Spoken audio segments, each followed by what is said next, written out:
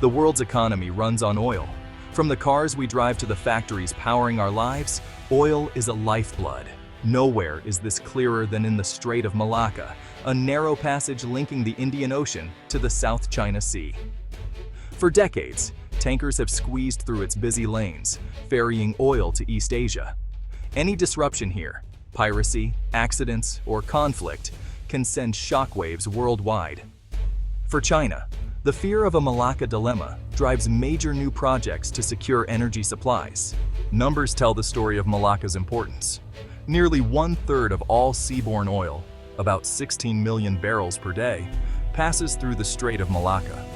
This makes it the second busiest oil transit choke point in the world, just behind the Strait of Hormuz. The oil flowing through Malacca goes mostly to China, Japan, and other East Asian economies. Disruptions in this narrow strait would not just affect regional players. They would ripple through global markets, spiking prices and threatening energy security. With ships often lined up for miles, even a single blocked tanker or an accident could spell trouble. This vulnerability has spurred governments to look for ways to bypass or at least supplement this route. The world has seen close calls before. In 2017, a collision involving a U.S. Navy ship and an oil tanker near Malacca served as a stark reminder of how fragile this lifeline can be. It's no surprise, then, that countries are racing to build alternative corridors, pipelines, railways, and new ports to keep the oil flowing. Enter the China-Iran rail link. This ambitious project links China's western provinces with Iran's vast oil fields. Stretching nearly 6,000 miles, the rail network moves goods and energy across Asia. For Iran, it's a vital overland export route. For China, it's a direct line to major oil reserves, bypassing the Strait of Malacca. In 2021, the first container train arrived in Iran, marking a new era of transcontinental connections. The China-Iran rail link fits perfectly into China's Belt and Road Initiative, or BRI. Launched in 2013, the BRI is China's grand vision to connect Asia, Africa, and Europe through a network of roads, railways, and ports. The goal? To boost trade, investment, and influence across the globe. The new rail link is a key piece of this puzzle, tying together the economies of China, Central Asia, and the Middle East. For China, the BRI is about more than just economics. It is about resilience and security. By building overland routes like the China-Iran rail, China can safeguard its access to energy and raw materials, even if sea lanes are blocked. The BRI also spreads Chinese standards, technology, and investment far beyond its borders. Iran, too, stands to gain. As a BRI partner, it gets access to Chinese capital and construction expertise. The rail link could transform Iranian cities along the route into hubs of trade and industry. For both countries, this is a long-term bet on connectivity as a path to prosperity and security. At first glance, rail cannot compete with sea in terms of volume. Ships can carry hundreds of thousands of barrels of oil each, far more than a single train. A large oil tanker may transport up to 2 million barrels, while a train can carry only a few thousand barrels per trip.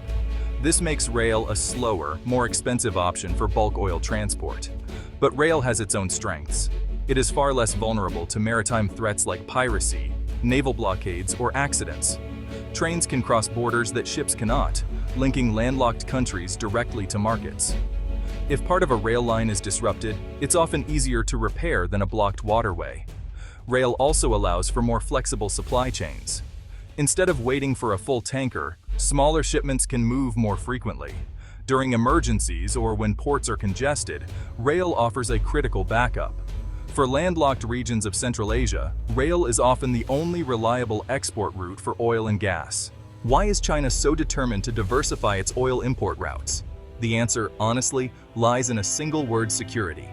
China is the world's largest oil importer, relying on foreign supplies for more than 70% of its consumption. Most of this oil arrives by sea, passing through choke points like Malacca. Any disruption, accidental or deliberate, would threaten China's economy and stability. Chinese leaders call this the Malacca dilemma. They worry that in times of conflict, rival navies could block or threaten the strait. By building overland routes like the China-Iran rail, China hopes to reduce its exposure to such risks. These projects also allow China to deepen ties with suppliers and build influence across Eurasia. Diversification is not just about oil. China wants to ensure steady flows of gas, minerals, and manufactured goods too. Overland routes give Beijing new options and bargaining power. They also make China less dependent on US-controlled sea lanes, which is, a key strategic concern. Iran's role in this partnership is really shaped by sanctions. For years, United States and European restrictions have limited Iran's ability to export oil by sea. Many foreign ships avoid Iranian ports, fearing legal or financial penalties. As a result, Iran has looked for alternative routes and methods to sell its oil and keep its economy afloat. The rail link with China offers a lifeline. By moving oil and goods overland through friendly countries, Iran can bypass maritime restrictions. This not only helps Iran reach Chinese markets, but also provides a model for other sanctioned states. Over time, these alternative routes could make sanctions less effective. Of course, there are limits. Rail cannot fully replace sea exports, at least not yet. But every barrel moved by train is a barrel that sanctions cannot easily block. For Iran, this is a critical tool in its struggle to survive and thrive despite international pressure. The China-Iran rail link is not the only project seeking to bypass choke points. China has invested heavily in regional pipelines and corridors. The China-Central Asia pipeline brings gas from Turkmenistan and Kazakhstan directly to Chinese cities. The China-Pakistan Economic Corridor, or CPEC, links western China to the Arabian Sea at Gwadar, cutting shipping times and risks. Each route has its advantages. Pipelines move vast volumes of oil and gas quickly and safely, but they're costly to build and vulnerable to sabotage. Railways are more flexible, can carry diverse cargo, and connect landlocked regions. Corridors like CPEC combine roads, rails, and ports, creating multimodal supply chains. No single route can solve all problems. Instead, China seeks a web of connections: pipelines, railways, highways, and ports. This network approach spreads risks and maximizes resilience, even as the world's energy map shifts. Building and operating the China-Iran rail link is no easy task. The journey crosses mountains, deserts, and borders with different rules and gauges. Infrastructure upgrades are needed along much of the route. Political tensions, whether in Central Asia, Afghanistan, or Iran, can disrupt schedules and raise costs. There are also economic challenges. Rail transport is more expensive per barrel than shipping by sea. Oil needs to be loaded onto specialized trains. In some cases, it is piped short distances to rail terminals. Customs rules, security concerns, and local politics can all slow down the flow. Yet the opportunities are real. The rail link promotes trade, spurs development along the route, and gives both China and Iran more options. Over time, improved infrastructure and digital tracking could make rail more competitive. The route may never replace sea transport, but it adds a valuable layer of resilience. The China-Iran rail link is a strategic supplement to the world's oil transport system, not a replacement for the mighty tankers passing through Malacca. By building alternative routes, China and Iran are hedging against risk, boosting their bargaining power, and reshaping the map of global energy flows. For Iran, the rail link is a way to outmaneuver sanctions. For China, it is a tool to strengthen energy security and project influence across Eurasia. Still, many questions remain. Can rail transport ever compete with the sheer volume and low cost of shipping by sea? Will regional politics and technical challenges limit the impact of overland corridors? And as the world moves toward cleaner energy, how will these massive infrastructure projects adapt? The future of oil routes is uncertain, shaped by technology, politics, and shifting demand. Will tomorrow's energy map look more like a spider web of railways and pipelines, or will the oceans remain king? Only time will tell.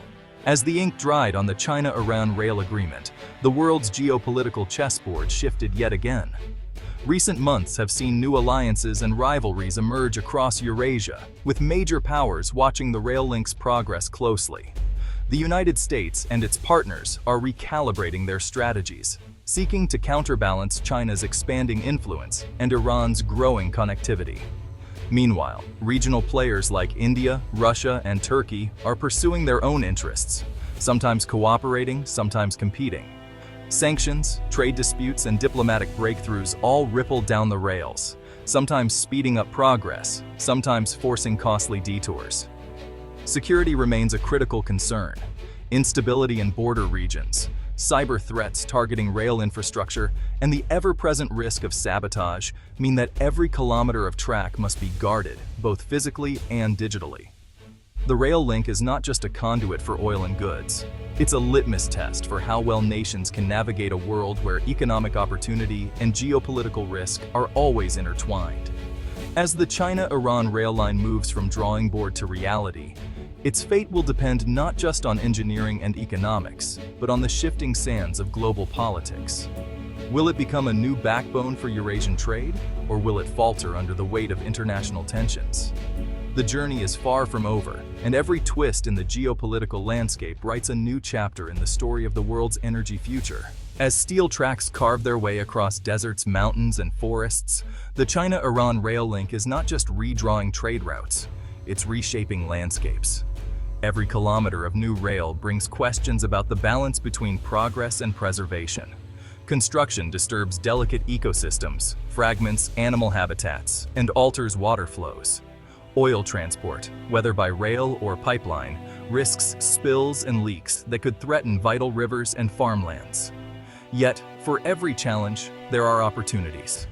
Modern railways can move more goods with less carbon footprint compared to fleets of trucks or ships idling through congested straits. Electrification and clean energy upgrades offer hope for greener journeys ahead. Local communities along the route face both promise and peril, jobs and infrastructure, but also concerns about pollution and disruption to traditional ways of life. Environmental groups and governments now find themselves at a crossroads, pushing for stricter safeguards, smarter planning, and international cooperation to ensure that economic ambition does not come at the expense of the planet. As the world watches the China-Iran rail link come to life, one thing is clear. The future of energy transport is not just about speed and security, but about sustainability. The choices made today will echo for generations, shaping not only the flow of oil, but the fate of the land and people in its path. Beyond the steel and stone, the China-Iran rail link promises a new era of economic opportunity for both nations.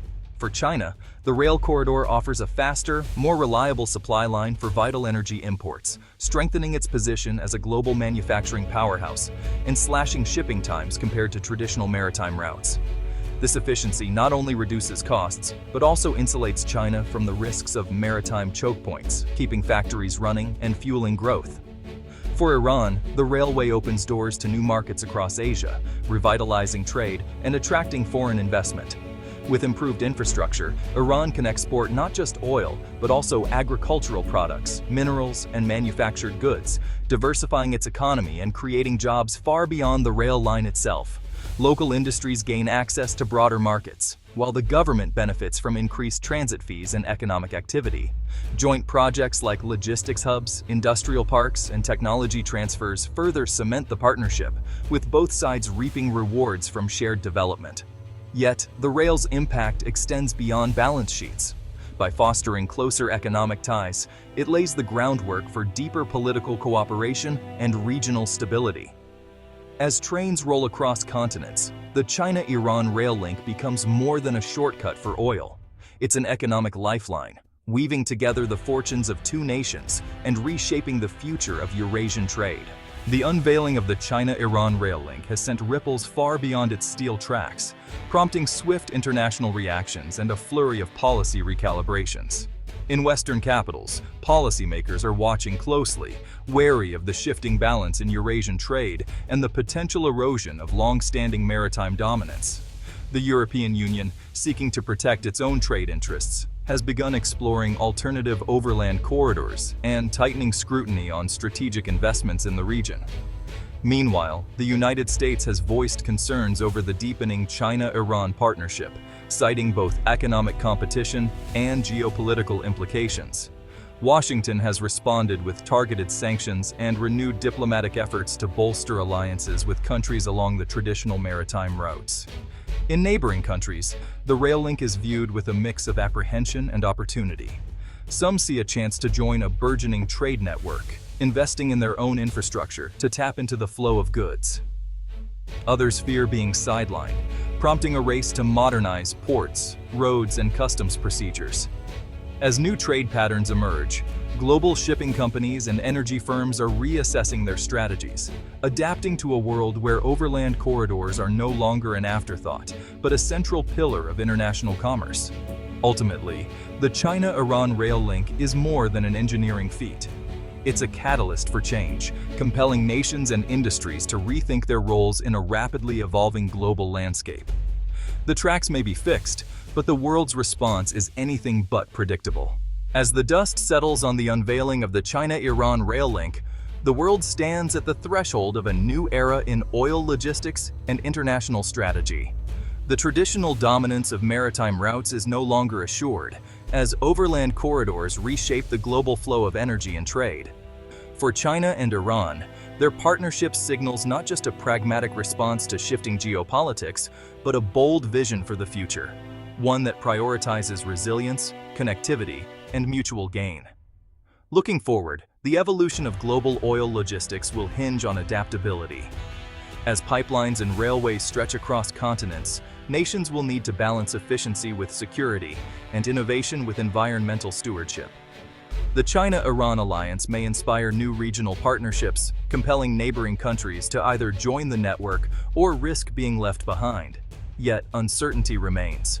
Technological advancements, shifting energy demands, and evolving political landscapes could all rewrite the rules of the game. In this interconnected world, the story of oil's journey is far from over. It's entering a dynamic new chapter, fueled by ambition, strategy, and the relentless drive to connect our world. The future of global oil logistics will not only be charted by steel and stone, but by the choices nations make and the alliances they forge. As the tracks stretch ever onward, the world watches, waits, and prepares for the next turn in the journey.